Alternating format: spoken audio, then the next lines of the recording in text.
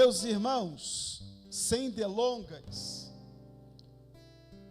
vamos para a quarta igreja, a quarta carta, direcionada à quarta igreja.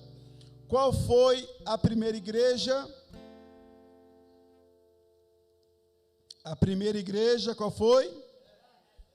A segunda, a terceira, e hoje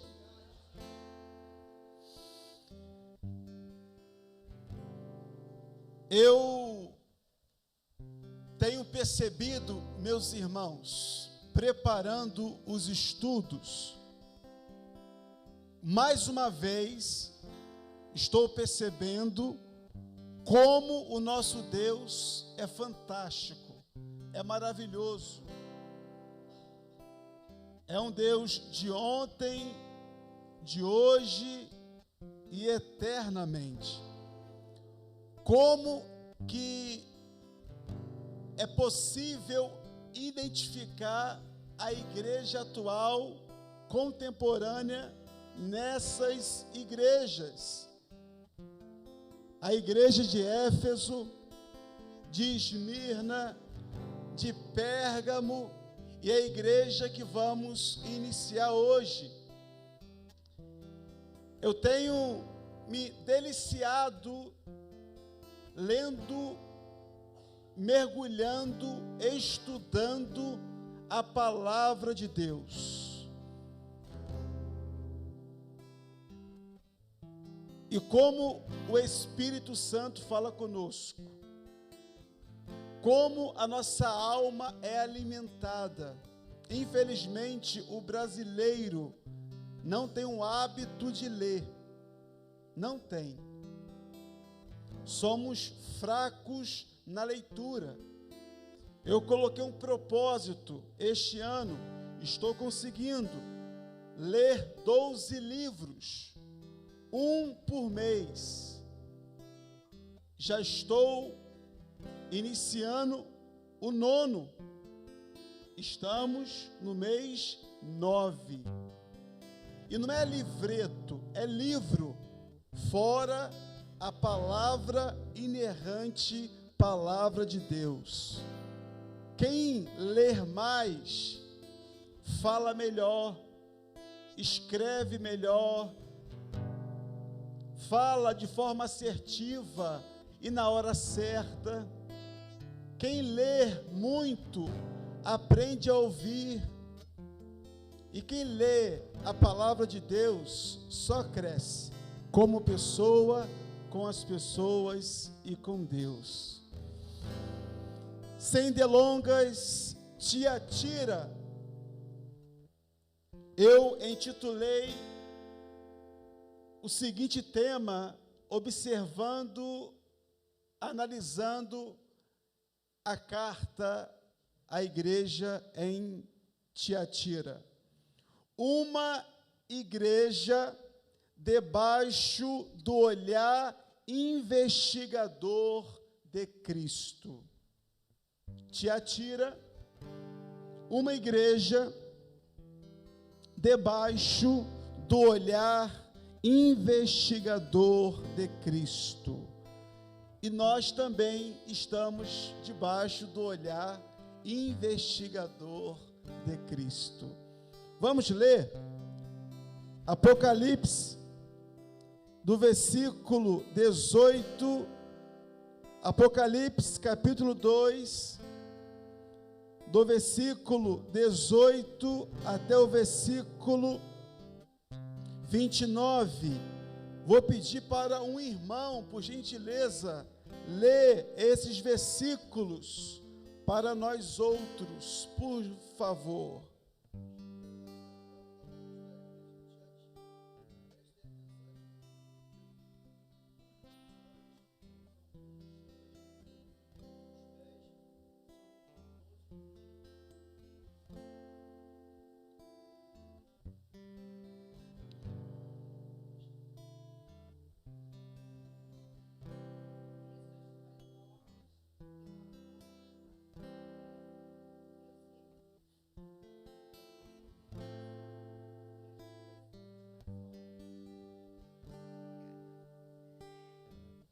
Conheço as tuas obras, o teu amor, a tua fé, o teu serviço, a tua perseverança e as tuas últimas obras, mais numerosas do que as primeiras.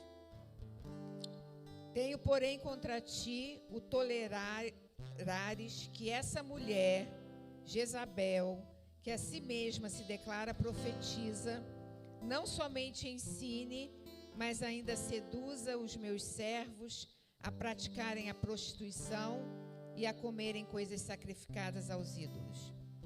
Dei-lhe tempo para que se arrependesse. Ela, todavia, não quer arrepender-se da sua prostituição. Eis que há próstro de cama, bem como em grande tribulação, os que com ela adulteram, caso não se arrependam das obras que ela incita. Matarei os seus filhos e todas as igrejas conhecerão que eu sou aquele que sonda mentes e corações, e vos darei a cada um segundo as vossas obras. Digo, todavia, a vós outros, os demais de Tiatira, a tantos quantos não têm essa doutrina e que não conheceram, como eles dizem, as coisas profundas de Satanás.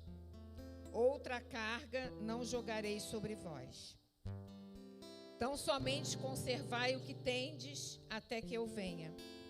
Ao vencedor que guardar até o fim as minhas obras, eu lhe darei autoridade sobre as nações, e com cetro de ferro as regerá e as reduzirá a pedaços, como se fossem objetos de barro. Assim como também eu recebi de meu Pai, dar-lhe-ei ainda a estrela da manhã. Quem tem ouvidos, ouça o que o Espírito diz às igrejas. Obrigado, Emanuel, e obrigado, irmã Cláudia. Meus irmãos, a maior das cartas é dirigida a menos importante das 7 cidades. Tiatira não era nenhum centro político ou religioso. Sua importância era comercial. Apesar de ser uma cidade militar que servia de barreira para as tropas que quisessem chegar a Pérgamo, capital da Ásia Menor, Tiatira ficava no caminho por onde viajava o correio imperial, pois este caminho se transportava todo o intercâmbio comercial entre a Europa e a Ásia. Tiatira era sede de vários grêmios, ou seja, sindicatos de comércio importantes como lã, couro, linho, bronze, tintureiros, alfaiates, vendedores de púrpura. Uma observação: uma dessas corporações vendiam vestimentas de púrpura, e é provável que Lídia era uma representante dessa corporação em Filipos. Olha o que diz Atos 16, versículo 14. E uma certa mulher chamada Lídia, vendedora de púrpura da cidade de Tiatira, e que servia a Deus, nos ouvia, e o Senhor lhe abriu o coração para que estivesse atenta ao que Paulo dizia. Queridos, estes grêmios, sindicatos, tinham fins tanto de multa proteção, benefício como de viés social e também recreativo. Meu povo, seria quase impossível ser comerciante em Tiatira sem fazer parte desses grêmios, desses sindicatos. Todo comerciante da cidade pertencia a um grêmio, a um sindicato. Não participar de um grêmio, de um sindicato, era uma espécie de suicídio comercial. Parece a milícia, né? Já existia milícia nessa época. Não participar era perder as esperanças de prosperidade, era passar necessidade. Em suma, se você em Tiatira não dançasse a dança da cadeira, você iria pagar um preço. Igual hoje, né?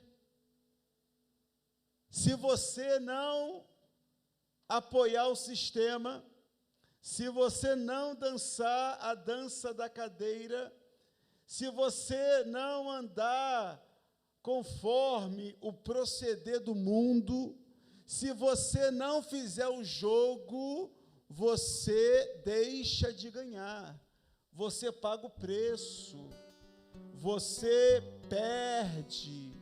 Olha como que se liga uma igreja tão antiga com a igreja atual, a igreja contemporânea. E aí, o que os cristãos de Tiatira deviam fazer nessas circunstâncias? Rapidamente, eu informei os irmãos acerca do contexto histórico da cidade, o que predominava, o que norteava, o que cercava a cidade, logo cercava a igreja e também os crentes. Mediante aos desafios que eu relatei, como os cristãos da igreja deviam fazer mediante a essas circunstâncias, como se posicionar, abrindo mais uma janela, como nós devemos nos posicionar hoje, mediante a corrupção, a mentira, ao engano, no meio da igreja, no meio evangélico, na sociedade. Como nós devemos nos posicionar? Vamos ver como se posicionou os crentes em Tiatira. Eles tinham algumas decisões: transigir ou progredir. Transigir ou progredir. Manter a consciência pura ou entrar no esquema para não perder dinheiro. Ser santo ou ser esperto. Qual era a posição dos crentes na igreja de Tiatira, na cidade de Tiatira? Escuta, olha o dilema dos crentes, até porque eles trabalhavam, necessitavam ganhar o pão de cada dia. A maioria comerciante. Olha o dilema: se sair do grêmio, se sair do sindicato, perde sua posição, reputação e lucro financeiro.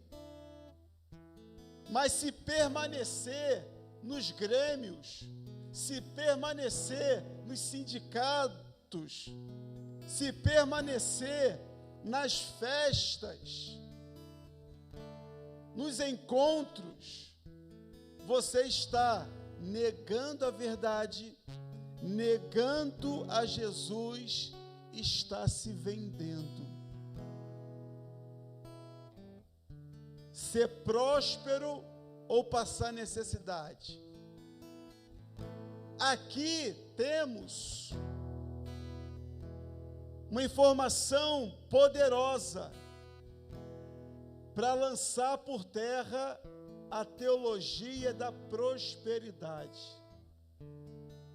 Quem disse que para ser crente tem que ter din-din? Quem disse que servir a Cristo é sinônimo de vida boa, casa boa, carro bom, despensa cheia? Quem disse que seguir a Cristo é viver no mar de rosas?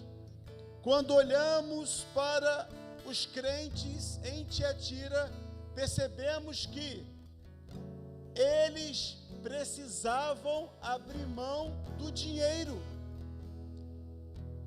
Se eles quisessem se manter íntegros, inteiros, intactos, era necessário romper com a economia, com a sociedade, com o comércio, porque tudo estava vendido. Eles tinham que passar necessidade. Isso é forte. Fazendo um comparativo com a igreja atual, encontramos hoje uma igreja próspera, uma igreja muito rica, uma igreja com muitas posses, com um santuário belíssimo, com crentes cheio de milhões, dando curso na internet, fazendo você acordar 5 da manhã para você alcançar o seu 1 milhão. Como você desbloquear a sua vida financeira. É o lema da igreja atual. É o culto do empresário. É o culto, projeto de vida, não com o intuito de incentivar os jovens a estudar, a orientar, fazendo com que os mesmos tenham visão do futuro. Mas o culto, o projeto de vida, é fazer com que você prospere. Olha como mudou a mensagem. Olha como que nós estamos permitindo o mundo, essa nojeira toda, entrar no seio da igreja, dominar o meu coração e o seu coração. Vem cá. Isso acontece no seu trabalho. Quantas vezes você mente dizendo que o seu patrão não está e ele está? Quantas vezes você é omisso quando o seu patrão fala uma mentira perante a um consumidor? E você sabe que é mentira, mas você fica quieto. E se você fica quieto, você é omisso. Você está compactuando. Quantas vezes usamos o telefone do trabalho para fins pessoais, sem avisar o patrão. Isso é roubo, porque o telefone não é teu. E se você usa para questões pessoais, sem comunicar a quem é de direito, você está lesando alguém.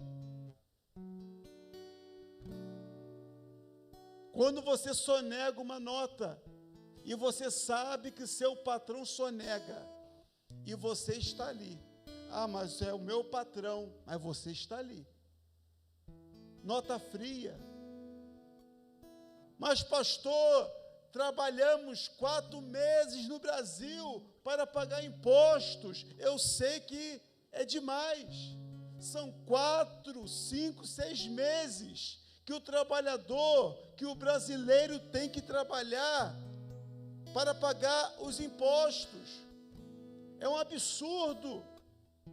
Mas Jesus falou: dá a Deus o que é de Deus e dá a César o que é de César. Se você burla, se você esconde, se você sonega, se você mente, quantos pais estão permitindo seus filhos de menor, não sei como é que está agora, mas antigamente não tinha como, filhos abaixo dos 18 anos, com conta no Facebook, Instagram. E para você ter conta no Facebook, Instagram, você tem que ter mais de 18 anos. E eu vejo muitos filhos de crente com conta no Facebook, no Instagram, mentindo. E você sabe disso. Meus irmãos, para Deus não há pecadinho nem pecadão. Tudo é pecado. O que vai diferenciar são as consequências de um assaltante de banco e de uma pessoa que furtou uma caneta. As consequências são diferentes, mas pecado é pecado. Quando você fura o sinal vermelho, mais uma vez eu falo, quando você dirige sem habilitação, com IPVA atrasado, dirigir mexendo no telefone é crime de trânsito. Se é crime, é pecado.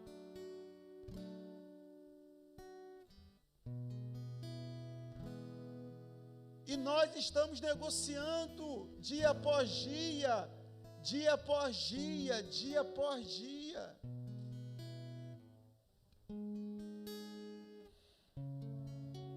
Mas vamos voltar para Tiatira. Queridos, olha o dilema dos crentes. Permanecer no sindicato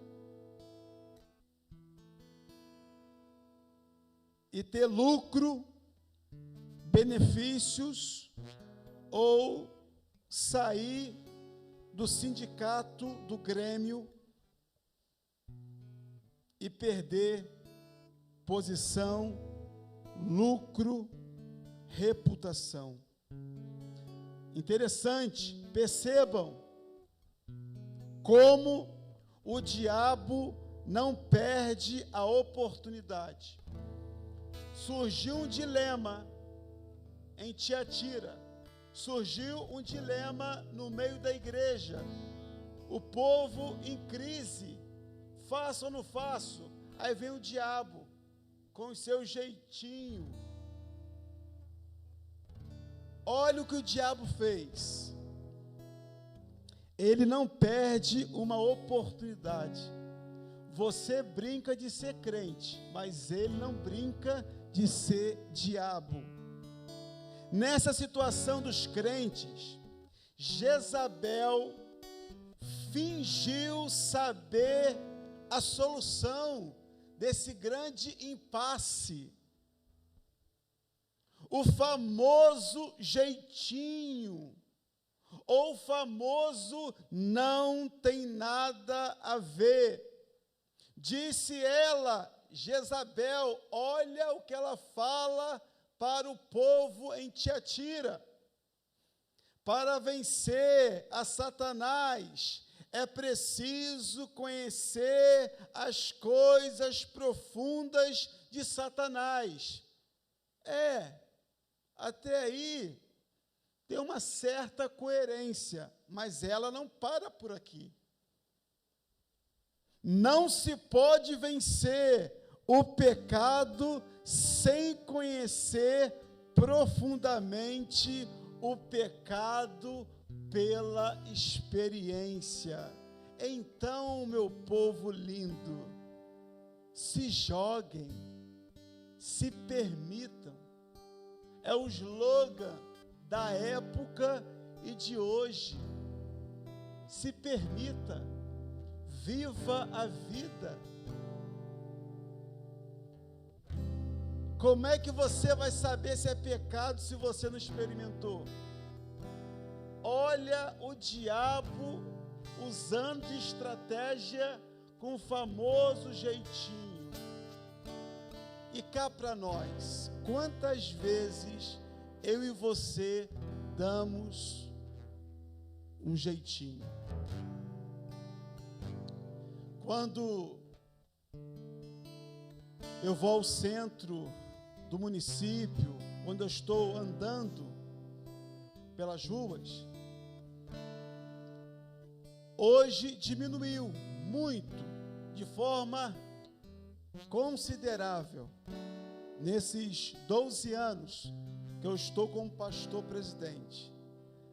Mas, de vez em quando acontece isso. Isso dói, sabia? Ser abordado por pessoas na rua e ouvir assim: pastor, eu admiro o senhor, a sua postura, seu posicionamento, a sua conduta. Eu gosto do senhor, da sua pregação. Tão novo, mas tão velho. Obrigado. Eu quero ir na sua igreja. Aconteceu ontem na loja americana. Eu quero ir num culto que o senhor faz. Eu vou domingo. Mas eu não fui ainda, sabe por quê? Porque eu conheço algumas pessoas lá da igreja, que lá na igreja são assim, assim, assim. Uma bênção, pastor. Mas aqui fora, e dá nome ainda. Aí, pastor, eu acho hipocrisia. E eu fico pensando o preço que o senhor paga para ser um pastor reto, digno, íntegro, e alguns brincando de ser crente. É por isso que eu ainda não me tornei crente. Mas quando eu me tornar crente, eu vou ser da sua igreja, pastor. Mas não vou ser igual a fulano, ciclano, beltrano. O que eu faço nessa hora? Fico quieto. E muitas vezes, no mundo das ideias, eu concordo com a pessoa, porque eu sei que a pessoa aqui é uma bênção, é esforçada, mas lá fora muda. Lendo esse último livro, eu aprendi que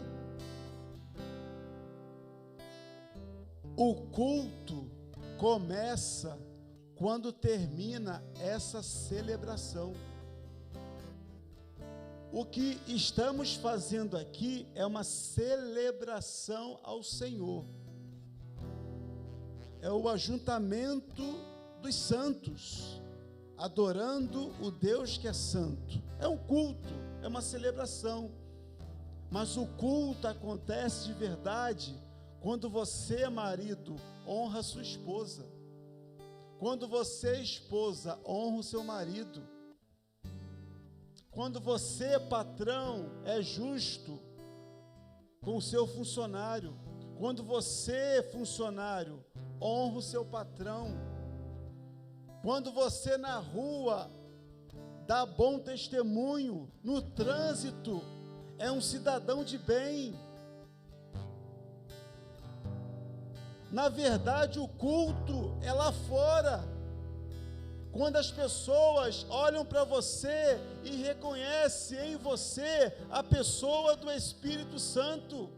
O que adianta ser uma bênção aqui, falar palavras bonitas, ter uma oração eloquente, uma oração santa, chorar, se derramar, se lá fora você é uma topeira, se lá fora você é um ogro, se lá fora você é um poço de ignorância, se lá fora você fala assim, não bate com o meu santo, porque o meu santo não bate com o seu. E o que tem de crente, meus irmãos, assim, ser mal pagador. Eu já fui abordado várias vezes por lojistas. Pastor, a sua ovelhinha está devendo. E não é um mês, nem 2, é mais de 1 ano. E ela tem como pagar e não paga. E vocês podem acreditar, eu já paguei conta de muito crente da igreja, por vergonha, porque eram líderes, irmãos que trabalhavam,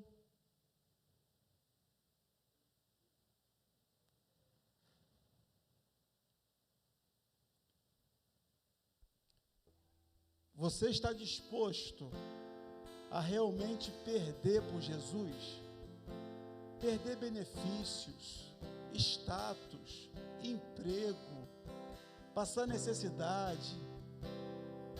Está disposto a vender seu carro, sua casa, seu emprego que você tanto idolatra? Está disposto a sacrificar seu Isaac, as amizades, o convívio familiar com a parentela?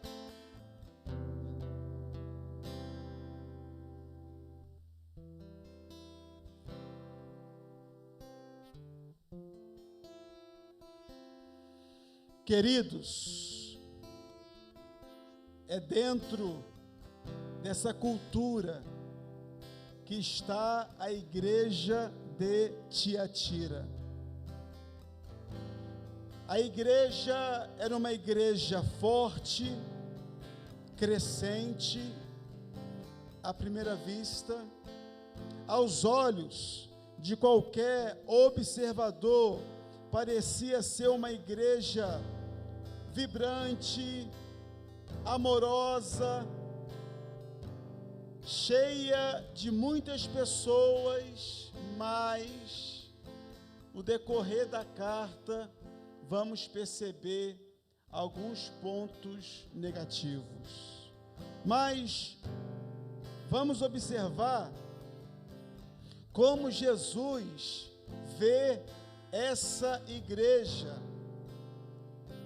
Jesus, escrevendo a Tiatira, podemos perceber que a visão dele é uma visão de uma igreja dinâmica, mas uma igreja que precisava ser avaliada, que estava sob a avaliação de Jesus. Olha os versículos 18, 19, 20, 21, 22 e 23. E ao anjo da igreja de Tiatira escreve: isto diz o Filho de Deus, que tem seus olhos como chama de fogo, e os pés semelhantes ao latão reluzente. Eu conheço as tuas obras, e amor, e serviço, e fé, e a tua paciência, e que as tuas últimas obras são mais do que as primeiras. Mas algumas poucas coisas tenho contra ti, que deixas Jezabel, mulher que se diz profetiza, ensinar e enganar os meus servos, para que forniquem e comam dos sacrifícios da idolatria. Dei-lhe tempo para que se arrependesse da sua fornicação, e não se arrependeu. Eis que a porei numa cama, e sobre os que adulteram com ela virá grande tribulação, se não se arrependerem das suas obras. E destruirei com morte a seus filhos, e todas as igrejas saberão que eu sou aquele que sonda as entranhas e os corações, e darei a cada um de vós segundo as vossas obras. Jesus, na carta, se apresenta como aquele que conhece profundamente a igreja. E precisamos nos lembrar disso, queridos. O Senhor conhece a sua igreja. Ele sabe tudo o que acontece. Nada foge do controle dele. O Senhor não está apenas no meio dos candeeiros, e candeeiros é a igreja. Ele também anda no meio dos candeeiros, ele anda no meio da igreja. Enquanto estamos aqui atentos ao estudo, o Espírito Santo está andando, está olhando o seu coração, a sua mente, sondando. Ele sabe o que acontece em cada canto, em cada cômodo. Ele sabe o que passa em cada mente, em cada coração. Ele sabe se você está aqui de fato ou se você está de corpo presente. Ele sabe quem está em pecado. Ele sabe quem tem uma vida dupla. Ele sabe quem está falando no nome dele, mas ao mesmo tempo envergonha o nome dele. Lendo a carta, vamos perceber que Jesus é o Senhor da igreja, e Ele conhece tudo. Foi Ele que criou, foi Ele que fez, e Ele não está aquém, nem indiferente. Pelo contrário, Ele está muito atento.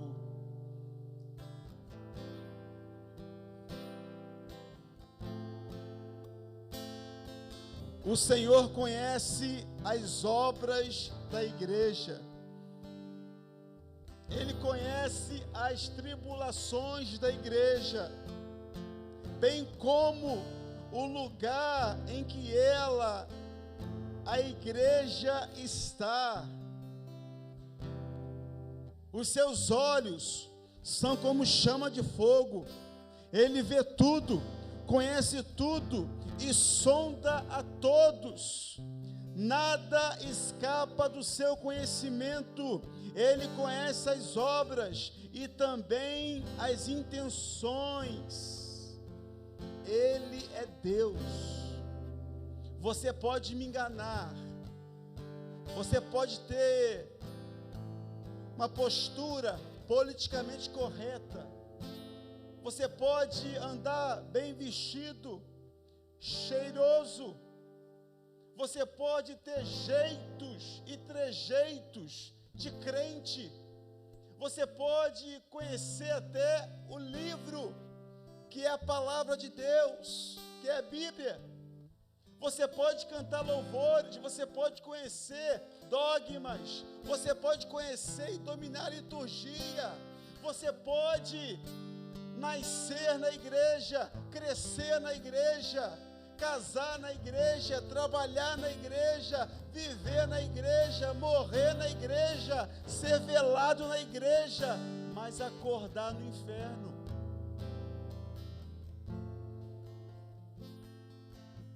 Isso gera um temor no meu coração, porque eu posso ser uma farsa.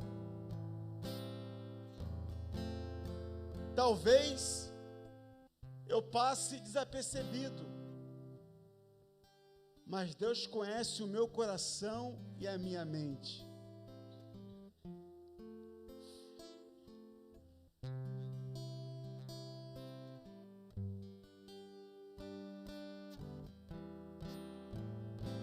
Algo que eu percebo que faltava na igreja de Tiatira, em alguns crentes, porque tinha um grupo remanescente, e falta nos dias de hoje, temor.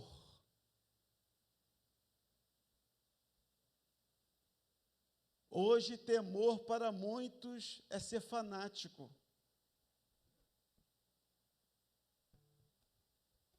Mas hoje, nós não temos medo de Deus. E romantizamos aquilo que Deus condena.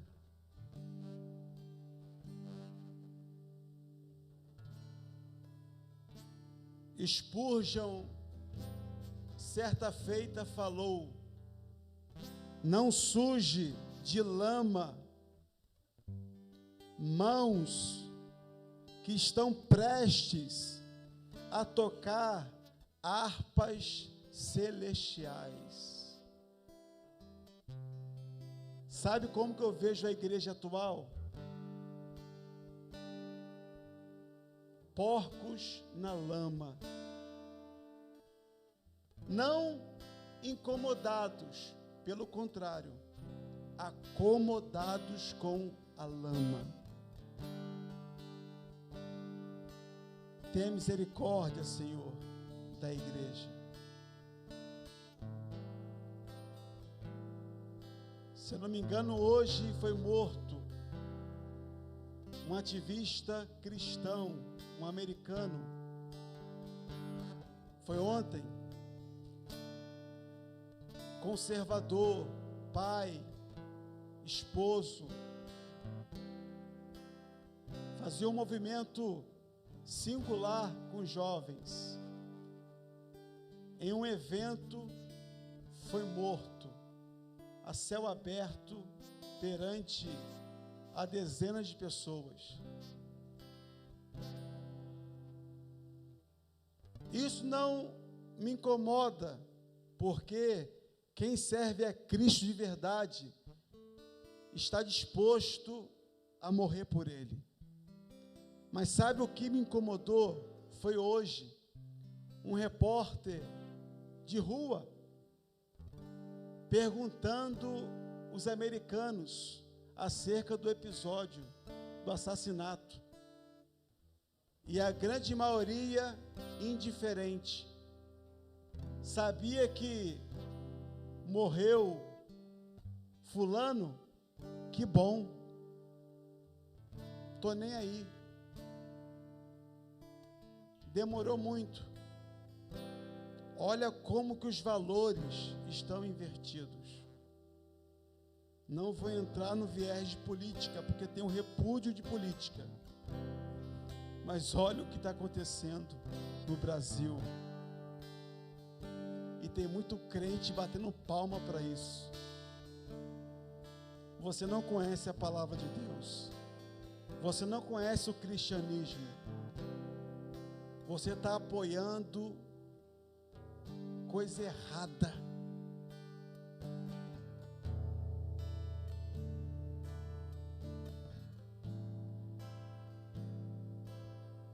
A minha vontade é chorar, irmãos. Sabe por quê? Isso não incomoda mais ninguém. É uma igreja do oba-oba, uma igreja que busca milagres, uma igreja que tem que promover eventos para atrair pessoas.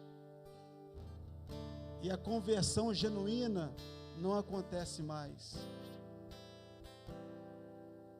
Caminhando para o fim do primeiro recorte.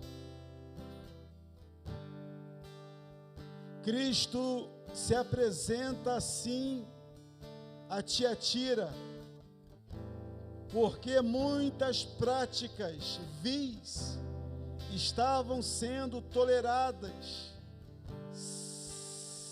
secretamente dentro da igreja, como hoje. Muitas coisas erradas dentro da igreja. Pastores adúlteros, pedófilos, ladrões.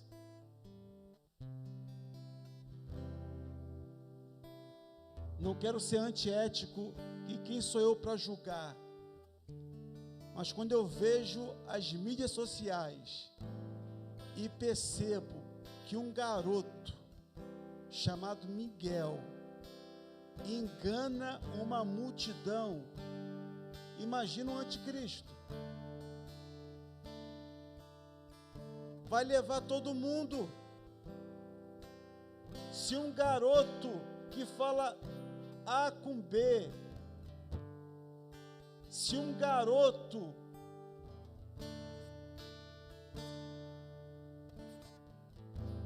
que faz graça,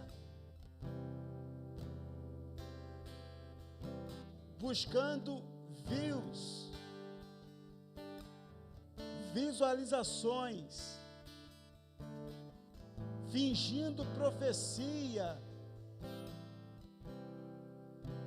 dizendo: fulano, você me chamou de falso profeta, você está aqui, apareça, tira a camisinha do bolso. Que Deus é esse? E tem muito crente que paga pau, desculpa, e está lotado de crente, a agenda está cheia, está enriquecendo. Se desculpa, com perdão da palavra, se um moleque desse engana uma multidão, e você fala que é Jesus, imagina um anticristo. Olha só, se um mormon bater na sua porta, você leva uma coça de Bíblia. O próximo estudo vai ser sobre seitas e religiões. Sabe por quê? Nós não sabemos responder a razão da nossa fé. Nós somos papagaios, repetimos frase de efeito. Olha os ministros de louvor, olha os pregadores. Somos papagaios de pirata. Que Deus tenha misericórdia.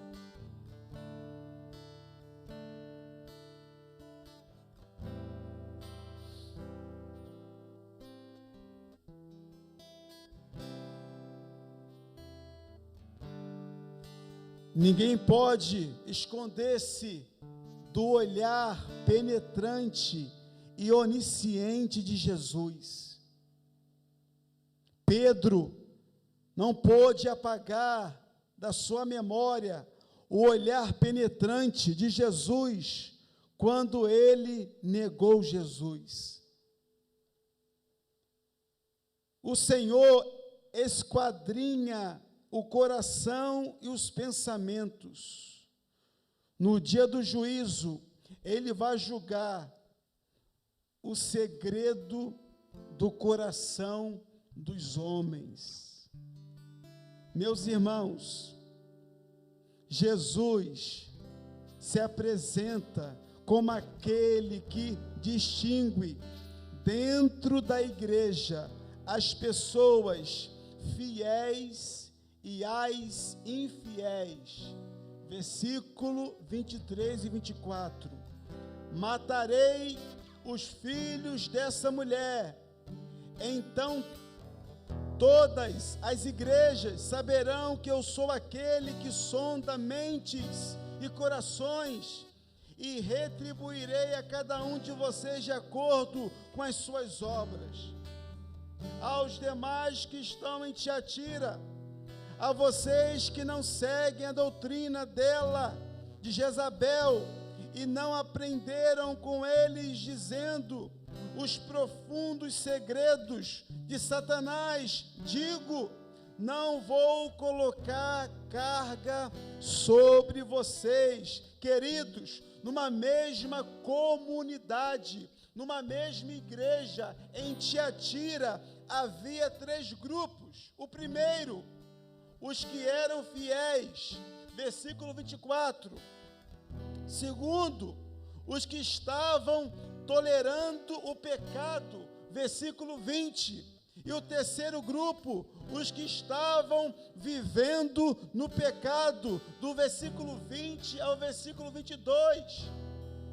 E hoje encontramos no meio da igreja os 3 grupos. Tiatira estava vivendo 3 momentos. A igreja aparentemente estava bem, mas estava em perigo. Na verdade, estava mal, porque tinha um grupo de remanescente fiel, mas um grande grupo tolerando o pecado e um grande grupo vivendo no pecado. E com certeza, pessoas da liderança, pessoas da linha de frente, pessoas que atuavam no altar, pessoas que estavam inseridas na igreja. Que loucura! A igreja vivendo 3 momentos no mesmo momento. Bem, perigo, ruim. É a igreja brasileira. Aparentemente está bem. 5.000 pessoas numa igreja, 10.000 pessoas.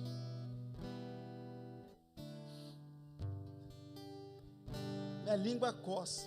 Eu nasci para isso, para ser apologeta, e eu vou ser.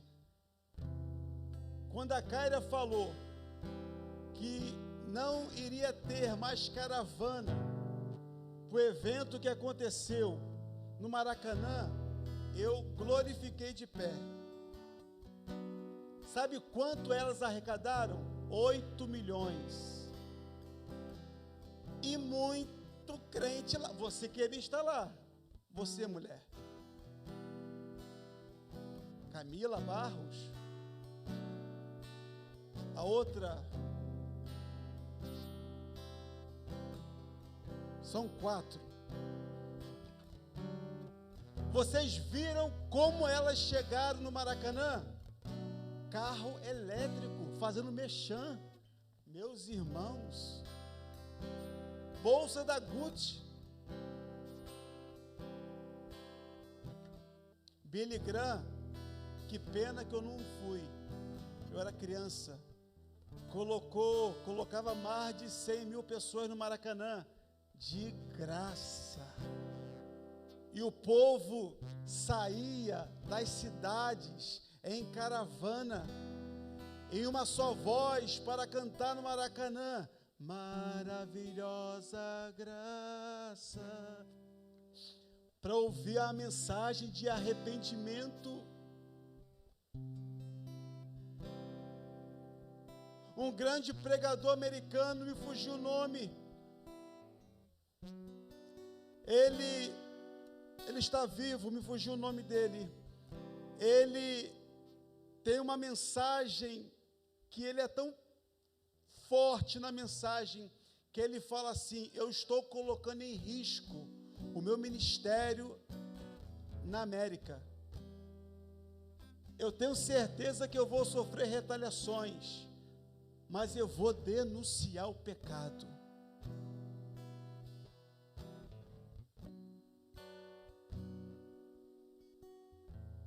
Aí eu vejo vídeo de pessoas chorando, tudo emocional, histeria pura.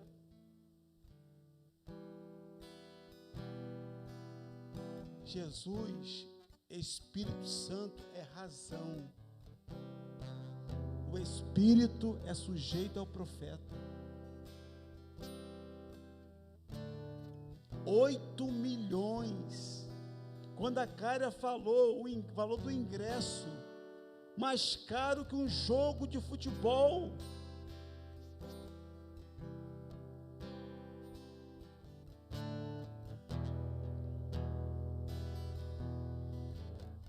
Em qual momento você está vivendo, meu irmão?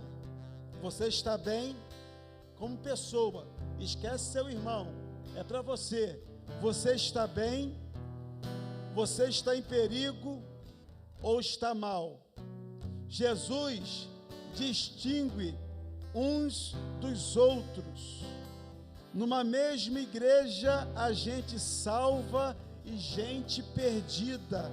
Há joio e trigo. Para encerrar o primeiro recorte, Jesus se apresenta como aquele que reconhece e elogia as marcas positivas da igreja. Olha o versículo 19: conheço as suas obras, o seu amor, a sua fé, o seu serviço, a sua perseverança, e sei que você está fazendo mais agora do que no princípio. Jesus reconhece que Tiatira era uma igreja operosa, havia trabalho, labor, agenda cheia. Ele reconhece que a igreja era marcada pelo amor. A igreja possuía a maior das virtudes, o amor. O que faltava em Éfeso, havia em Tiatira. A igreja em Tiatira era marcada por fé, confiança em Deus. A igreja era marcada pela perseverança ou paciência triunfadora. A igreja passava pelas provas com firmeza, e a igreja estava em franco progresso espiritual. As últimas obras da igreja eram mais numerosas que as primeiras, mas, todavia, entretanto, essas marcas eram dos remanescentes do grupo fiel, não da totalidade dos membros. É por isso que domingo à noite não enche os meus olhos ver a igreja cheia. Nem todo mundo vai para o céu.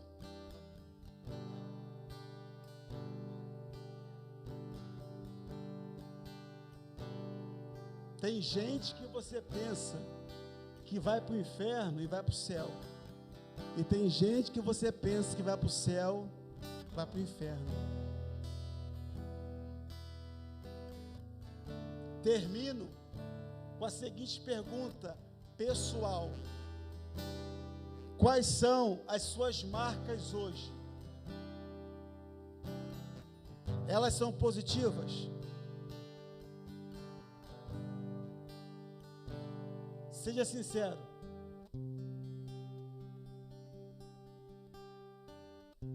São positivas as marcas que você carrega no seu corpo?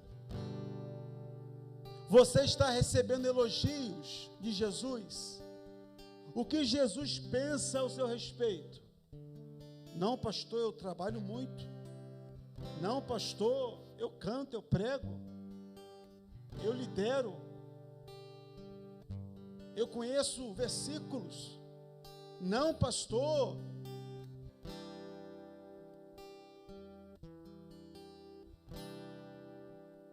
Você hoje,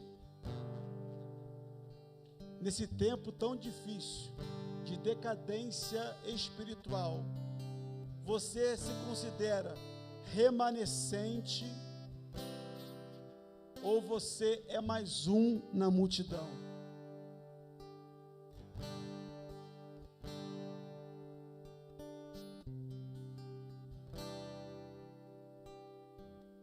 Remanescente ou mais um na multidão?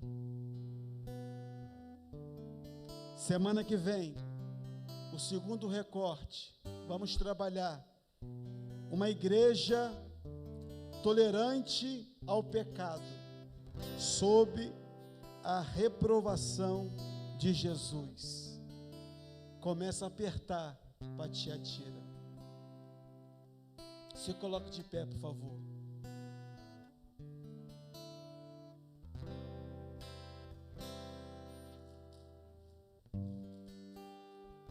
Há um louvor que diz: renova-me,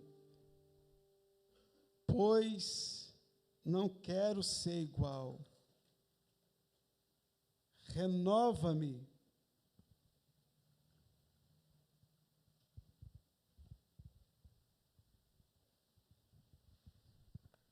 porque tudo que há dentro de mim necessita ser mudado, Senhor.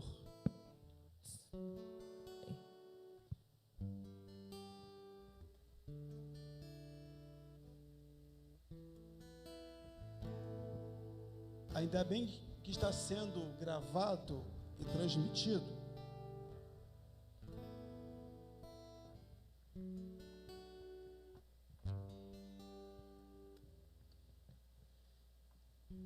E o que eu vou falar aqui, eu espero verdadeiramente que seja mentira.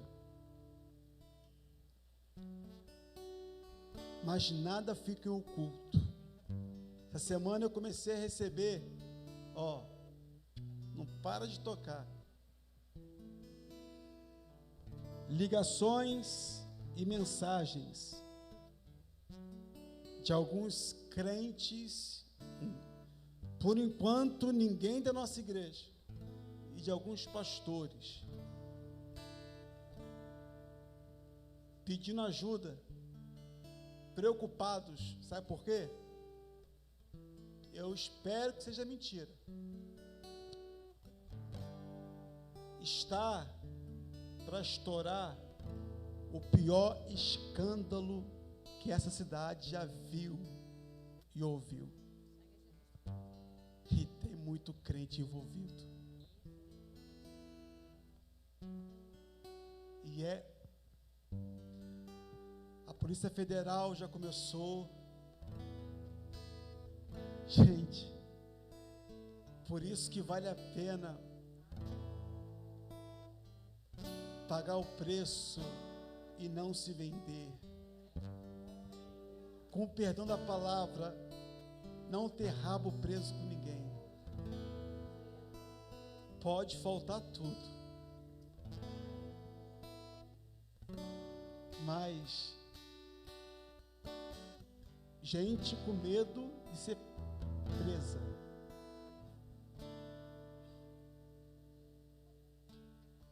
Eu espero que seja mentira, mas vai ser o pior escândalo na questão financeira que esse município já viu.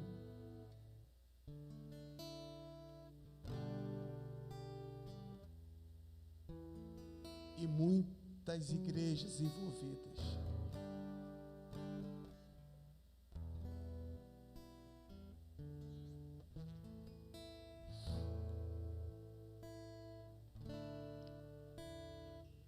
Se lá atrás nem tudo que reluz é ouro, como diz o ditado. E nem tudo que é bênção é bênção. Já recebi proposta para ser tanta coisa e ganhar dinheiro alto para exercer cargos. Já ofereceram dinheiro para a igreja fazer a quadra. E eu sou curto, grosso, categórico e mal educado. Só que infelizmente muito crente não é. Para encerrar, irmão, se cantar, vou falar o que eu falei sábado no encontro dos jovens. Imagina se amanhã vocês acordam com a notícia que o pastor Edmilson se desviou ou está trabalhando no governo, está ganhando uma nota. Imagina a decepção. Teve jovem que falou: não, pastor, é mentira, vai ser mentira. Glória a Deus. Mas imagina,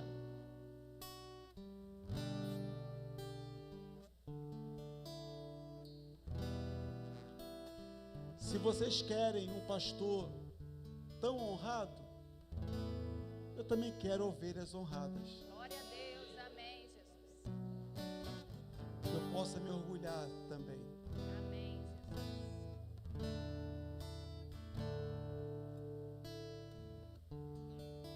E já falei com algumas pessoas, não adianta me ligar.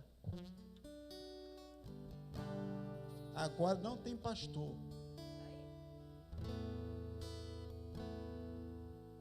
Como dizia a vovó, quem pariu Mateus embale. Vamos cantar Renova-me? Vamos dar as mãos?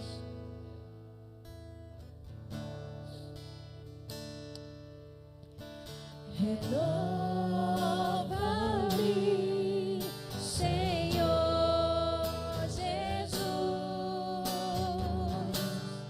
Já não quero ser igual. Renova-me, Senhor Jesus. Põe em mim teu coração,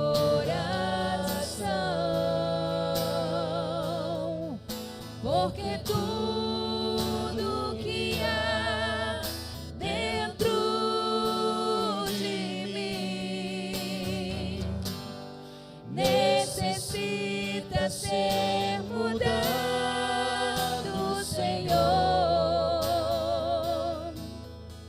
porque tudo que há dentro do meu coração necessita mais de ti. Só a igreja renova-me.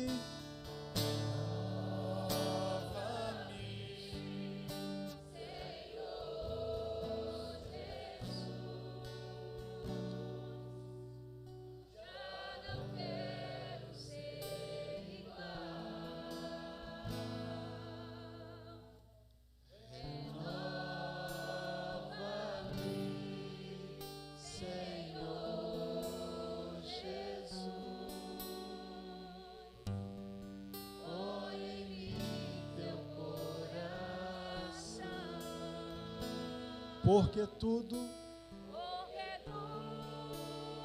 que há dentro de mim necessita ser mudado, Senhor, porque tudo que há dentro do meu coração necessita mais de ti. Senhor Deus, renova o nosso coração, a nossa mente, Senhor. Senhor, é tempo de mudança, é tempo de santidade, É tempo de postura de homem e mulher de Deus, não só na igreja, mas lá fora, Senhor. É tempo de ser odiado pelo mundo, até porque luz não tem comunhão com trevas. E como pode o mundo gostar do crente? Como pode o mundo gostar da igreja?